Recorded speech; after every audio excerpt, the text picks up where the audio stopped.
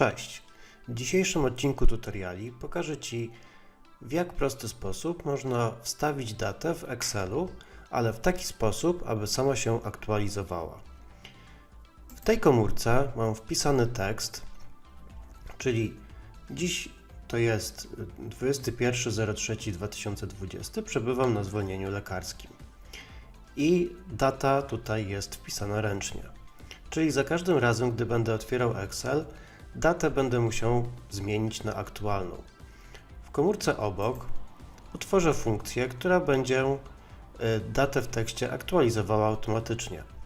W tym celu w komórce zaczynam wprowadzanie tekstu, zaczynając od znaku równości. Następnie w cudzysłowie wpiszę dziś, to jest, spacja i zamknę cudzysłów, znak i, a następnie wykorzystam funkcję tekst oraz dziś, czyli wpisuję tekst,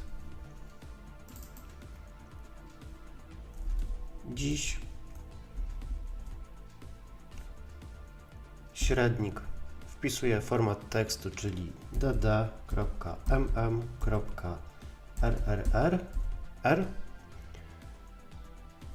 Oczywiście to robię w cudzysłowiu, zamykam nawias, wstawiam znak i, spacja i w cudzysłowiu przebywam na zwolnieniu lekarskim. Po wciśnięciu Enter, jak widzisz, data zmieniła się na datę, kiedy nagrywam ten filmik. Mam nadzieję, że dzięki temu poradnikowi unikniesz wpisywania i aktualizowania daty ręcznie. Zachęcam do łapek w górę oraz do zasubskrybowania mojego kanału.